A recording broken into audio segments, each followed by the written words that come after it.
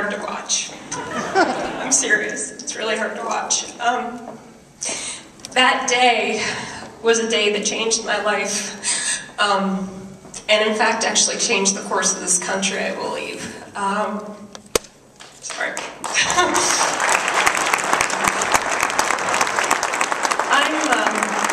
I'm a mom, and I'm a stay-at-home mom.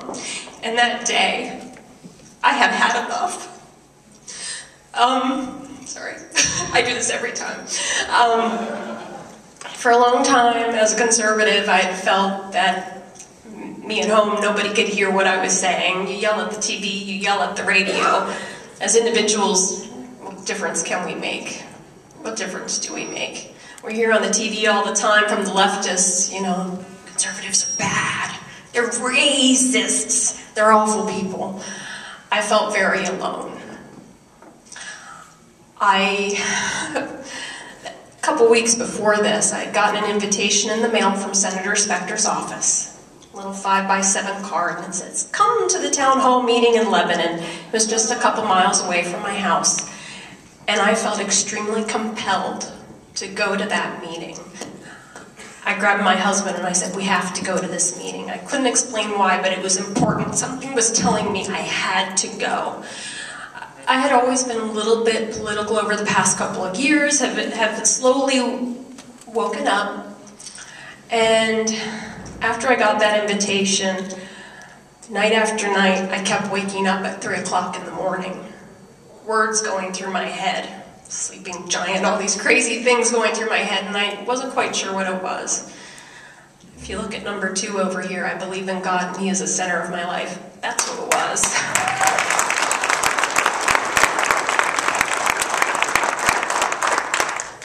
But the wild thing is, I've learned along this journey is I'm not the only one that was woken up in the middle of the night. Glenn Beck, 4 o'clock in the morning, he wakes up. My friend Billy Tucker, who is the head of the First Coast Tea Party down in Orlando, 4 o'clock, she wakes up. There's a lot of people this happens to, and I can't quite explain it. For me, it only happened right before this town hall. But at that point, I felt alone. I felt sick to my stomach every time I turned on the TV or read the newspaper, all these awful things that were going on. They're trying to ram this healthcare reform bill, which to me, that was the government walking through my front door and taking away my liberties and my rights. No more. So that day, my husband and I got up at 6 o'clock in the morning and go and stood in line outside of the forum where this was held. And there were over 2,000 people in line in my small town waiting to see Senator Snarlin' Specter. Now the amazing thing that I've learned with Senator Specter is, now mind you, that wasn't the only time I've met him. I've met him twice since then. And every time I bring up the Constitution, and every time he runs away as fast as he can to the other side of the room or tries to dodge the question. The Constitution to our elected officials is like holy water to a vampire. And I think you've definitely noticed that over the past year or so, right?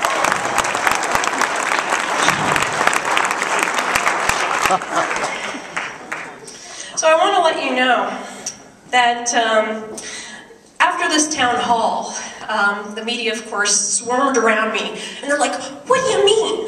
What do you mean a sleeping giant's awake?" Well, I think they figured that out now, especially after last Tuesday of what happened.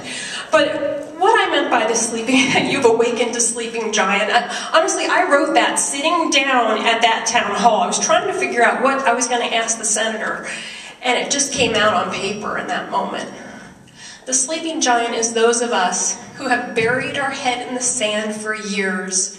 We've tried to live our lives, do the right things, raise our kids, run the PTA, work a job, do all those things that a good citizen should do, while we watch the leftists go around and do all these, crazy things like rallies and protests and stuff like that. That wasn't something I would ever do till now. But we finally had enough, haven't we? We finally are awake, we're finally educating ourselves. Elizabeth, I loved your speech, by the way. It was fantastic. Right before this town hall, I had just finished reading The 5,000-Year Leap. It was the first book I had read about history since school. And it opened my eyes to a whole new world. And I think, like a lot of you, I've got this stack about this big of all these books that I want to read. But the encouraging thing that I've learned is after the town hall, I started getting all this mail in my mailbox. It was full the day after that town hall. I realized that I wasn't alone. I opened my mailbox, it was full of mail. And of the mail that I got, I would say 99% was of people like us, thanking me, saying, thank you for what you said. You said exactly what I was thinking.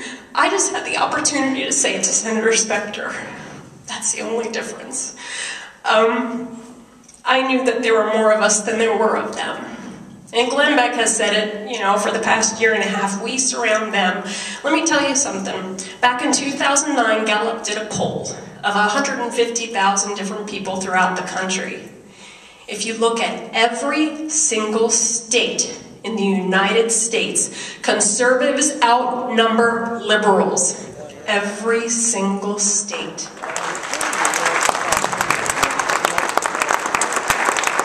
The beautiful thing is with this movement, we've all come together, we found each other.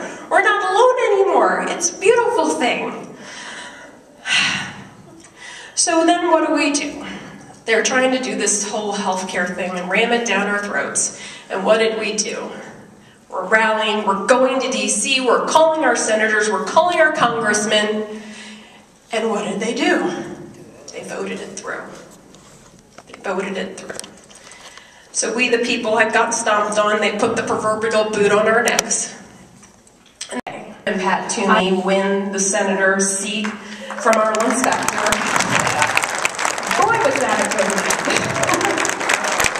And if any of you were watching the news, they were showing a big map of the United States, and it was red. Big, big, big, big, big, big, big red United States. But then I started hearing this was a Republican mandate. I'm a Republican, but like I said to the senator, I'm conservative first. I don't think that should be red. I think it should be yellow. It should be a big yellow United States for the Gadsden flag. So here's the thing. You know, we still have a battle. And like Gary was saying, you know, the Republicans, there's some good ones, and there's some bad ones.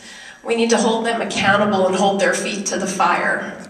This was just the first battle in this entire series in this war. We can't forget, you know, our kids and our grandkids. I know some people that said, oh, the election's over. Things will be fine. They'll be great. Let's remember history. Remember in the 1990s and what happened with the Republicans when they got control. I don't trust them, personally. I've talked to some people here, and there's a number of Republicans, I think, here that have run for a Republican committee, and I'm hoping we can take over the party and get it back to the platform that they're supposed to believe in. I hope. But I want to tell you the difference between the leftists and people like George Soros, who are trying to change this country. Have anybody seen the Glenn Beck series this week about George Soros? It's scary stuff. It's very scary stuff. If you haven't had a chance to watch it, please do. Here's the difference between those of us who are new-formed activists, or I'd rather say patriots. We have a passion for... We, as patriots, will sacrifice our lives, our fortunes, and our sacred honor for this cause. And I know people who already have done so. And I know that in years to come, that I won't look back and say I didn't do anything.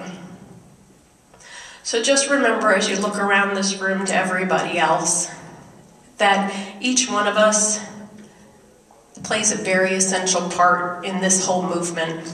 You know, I personally, you know, months ago, I'm just looking for Ronald Reagan. I want another Ronald Reagan. Or give me a George Washington. I really want another George Washington. But you know what? It's very possible George Washington may not be sitting among us. Or Ronald Reagan may not be sitting among us. But if we all come together, which we have been doing and continue to do so, we as a force will be the next George Washington and get this country back to what our founders created according to the Constitution. God bless and thanks for having me.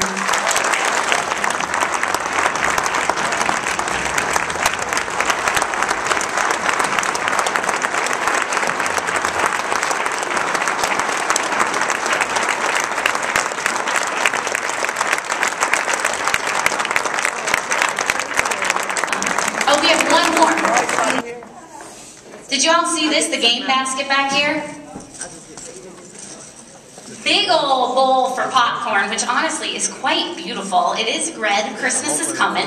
We got cocoa, we got mugs, we got, I don't even know what this stuff is, but it doesn't look like it requires too much cooking. And a box, a game.